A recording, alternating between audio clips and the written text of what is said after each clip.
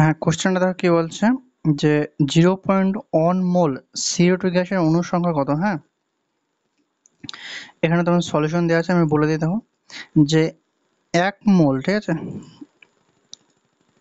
1 মোল যে কোনো গ্যাসের অণুর সংখ্যা কত হয়, যে কোনো গ্যাসের অণুর সংখ্যা 6.022 গুণ হচ্ছে 10⁻23। ওকে, কি চেয়েছে 0.1 মোলে, তাহলে আমি এখানে 0.1 দিয়ে গুণ করে দেবো। 0.1 গুণ 1 মোল, ঠিক আছে, এই ছিল 0.1 দিয়ে গুণ করবো। 0.1 গুণ এই পুরো সংখ্যাটা এখানে বসে দেবো। ওকে, তাহলে তোমাদের অ্যান্সারটা কত হবে দেখো। 0.1 দিয়ে যখন গুণ করবো আমি 0.1, এখানে তো সম্পূর্ণ বলা আছে যে 1 মোলে এত সংখ্যক অণু থাকে যা অ্যাভোগাড্রো সংখ্যা নামে পরিচিত। 0.1 মোল মানে 0.1 এটা গুণ, ঠিক আছে, এটা গুণ এটা, যা হচ্ছিল এই 10⁻23 আছে, তো এটা একটা পাওয়ার কমে যাবে, কারণ কি এটা দেখো, এটা হচ্ছে যদি এখানে বসাই 6.022 গুণ হচ্ছে 10⁻23। ওকে, এটা দশমিক তুলে দিলাম আমরা নিচে 10, ঠিক আছে, তাহলে এখানে 10-এর মাথায় 1, এখানে 10-এর মাথায় 23, ঠিক আছে। তার মানে এটা কত হবে, এটা হচ্ছে শুধু এই পার্টটা লিখে যদি ক্যালকুলেশন করি, তাহলে মানে এই পার্টটা যদি ক্যালকুলেশন করি তাহলে হচ্ছে 10⁻23 -1 মানে হচ্ছিলো -1। ওকে, আমার 10⁻22, তার মানে থাকছে 6.022 গুণ 10⁻22। আশা করি তোমরা কোশ্চেনটা বুঝতে পারলে।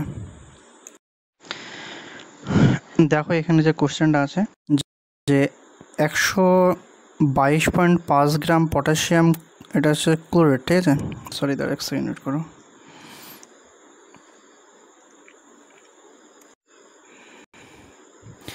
এটা হচ্ছে পটাশিয়াম ক্লোরেট হবে। ও পটাশিয়াম, ঠিক আছে, কটা হবে না, হ্যাঁ, শুধু এই কটা হবে না। তাহলে 122.5 গ্রাম পটাশিয়াম ক্লোরেটকে উত্তপ্ত করলে, ঠিক আছে, উত্তপ্ত করে কত গ্রাম অক্সিজেন পাওয়া যাবে এবং উৎপন্ন অক্সিজেন এস্টিমেট আয়তন কত হবে। দেখো তোমরা সবাই বিক্রিয়াটা জানো, বিক্রিয়া লিখে দিয়েছি আমি এখানে। 2 KClO3 থেকে কী পাচ্ছ, 2 KCl + 3O2, ঠিক আছে। দেখো নেক্সট স্লাইডে যাও, তোমাদের কোশ্চেনটা সম্পূর্ণ এখানে অ্যান্সারটা সম্পূর্ণ লেখা আছে, যে রাসায়নিক সমীকরণ যেটা লেখা আছে আমি লিখে দিলাম ওখানে, ঠিক আছে। এবার এখানে আণবিক ভর নির্ণয় করেছি, যে KClO3 আণবিক ভর কত, 39 প্লাস এটা তোমার হচ্ছে 35.5 প্লাস হচ্ছে পটাশিয়ামের কত, কে এর হচ্ছে 39, ক্লোরিন হচ্ছে 35.5, আর অক্সিজেন হচ্ছে 3 গুণ 16 মানে হচ্ছে 122.5 গ্রাম পার মোল। ওকে, অক্সিজেনের আণবিক ভর কত, অক্সিজেন 2 গুণ 16 মানে 32 গ্রাম পার মোল। দেখো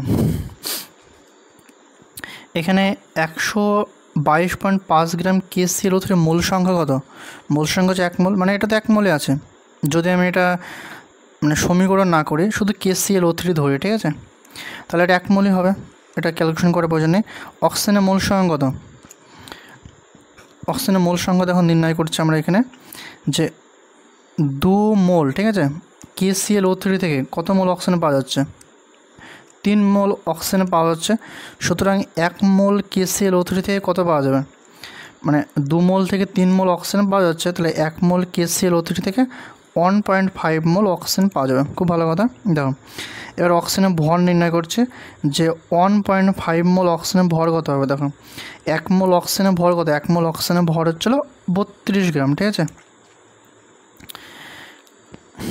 এই যে এখানে বার করেছি, এখানে এটা বার করা আছে, ঠিক আছে, অক্সিজেনের আণবিক ভর 2 গুণ 16 করে 32, তাহলে এখানে 1.5 মোল অক্সিজেনের ভর কত, যে 1.5 গুণ 32 সমান হচ্ছে 48 গ্রাম। দেখো এবার এসটিপিতে এর আয়তন কত দেওয়া আছে, এসটিপিতে 1 মোল অক্সিজেন গ্যাসের আয়তন কত, 22.4 লিটার। সুতরাং 1.5 মোল অক্সিজেন আয়তন কত হয় বলো, 33.6 লিটার। অতএব যে 122.5 গ্রাম পটাশিয়াম ক্লোরাইডকে উত্তপ্ত করলে 48 গ্রাম অক্সিজেন পাওয়া যাবে এবং 36.3 লিটার এর আয়তন হবে, ঠিক আছে। এই যে 48 গ্রাম আর এখানে 33.6। আশা করি তোমরা কোশ্চেনে বুঝতে পারলে। এবার স্লাইড থেকে আমি বুঝিয়ে দিই। হ্যাঁ, দেখো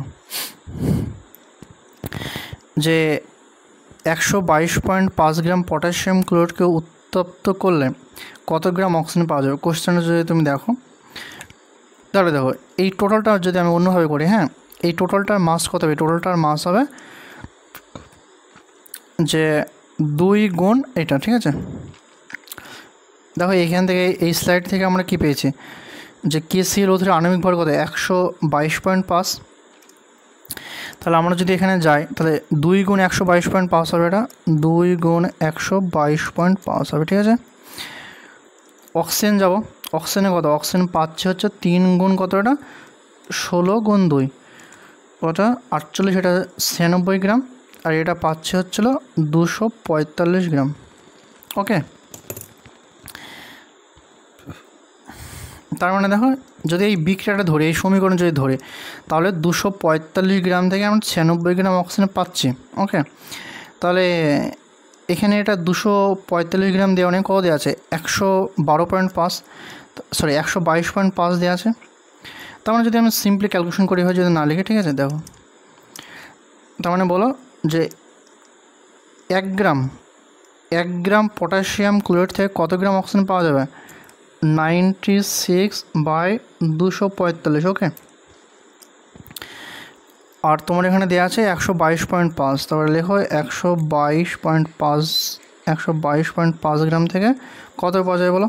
এখানে নিশ্চয়ই গুণ হয়ে যাবে, 122.5 গুণ হয়ে যাবে, তার মানে এখানে নিচে 10 চলে গেলো, এটা কাটাকাটি করলে কত থাকবে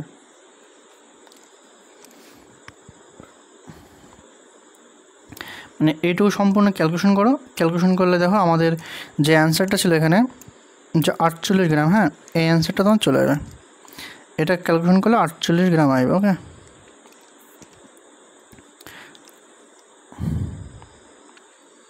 ঠিক আছে, আশা করি তোমরা কোশ্চেনটা অ্যান্সারটা বুঝতে পারলে। এবার দেখো কত উৎপন্ন অক্সিজেন আয়তন কত হবে, হ্যাঁ যে চলো দেখো উৎপন্ন অক্সিজেন আমাদের কত গ্রাম বেরোলো, আমাদের বেরোলো হচ্ছিলো 48 গ্রাম অক্সিজেন বেরোলো, ঠিক আছে। আচ্ছা একটা জিনিস বলো, অক্সিজেন, ঠিক আছে, অক্সিজেন মানে ভর সঙ্গত হয় যে 2 গুণ 16, বুঝলো। তাহলে 32 গ্রামের আয়তন কত হয় 32 গ্রামের আয়তন হয় 22.4 লিটার, বুঝলো। তাহলে 1 গ্রামের আয়তন কত হবে যে 22.4/32, আর আমাদের দেখো অ্যান্সার কত বেড়েছে, আমাদের অ্যান্সার বেড়েছে হচ্ছিলো 48 গ্রাম। তাহলে বলো 48 গ্রামের আয়তন কত, 48 গ্রামের আয়তন হবে 22.4 গুণ 48/32, নিচে 10 কাটাকুটি করো, দেখো অ্যান্সার পেয়ে যাবে। ধরো এটা কাটাকুটি করে দিই, 8 দিয়ে 6, 4, 2 দিয়ে 2, 2 দিয়ে 3, ঠিক আছে, আবার 2 দিয়ে কাটলাম কত এটা 3 দিয়ে এটা গুণ করে 10 দিয়ে ভাগ, মানে এটা অ্যান্সার হবে 33.6, ঠিক আছে, এত লিটার। দেখো তোমাদের অ্যান্সারটা দেখো এই যে আমি কোশ্চেন করে দিয়েছি কত অ্যান্সার 33.6 লিটার।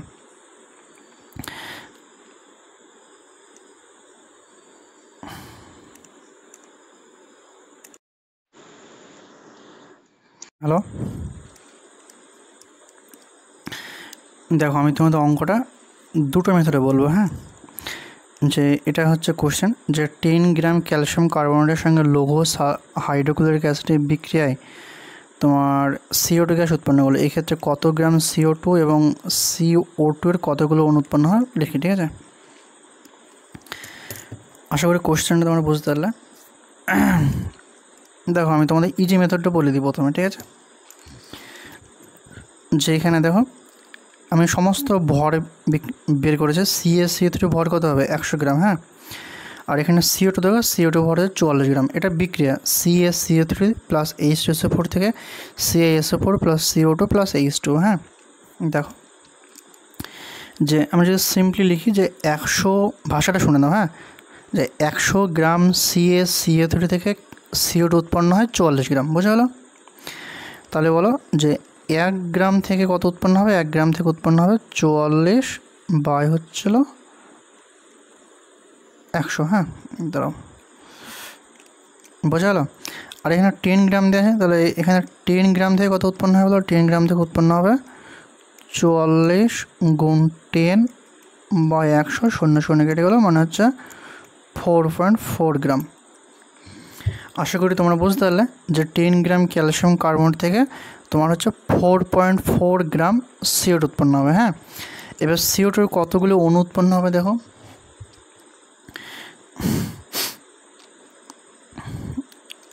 এটা অনেক রকমভাবে করা যায়। যে যদি আমি লিখি এখানে দেখো বিষয়টা ধরো একটু স্লাইড অ্যাড করে দেখো, আমাদের অ্যান্সারে বেরোলো CO2 উৎপন্ন হবে হচ্ছিলো 4.4 গ্রাম। ওকে, CO2 ভর কত 44 গ্রাম। 44 গ্রাম মানে কত, 44 গ্রাম মানেই তো 1 মোল নাকি?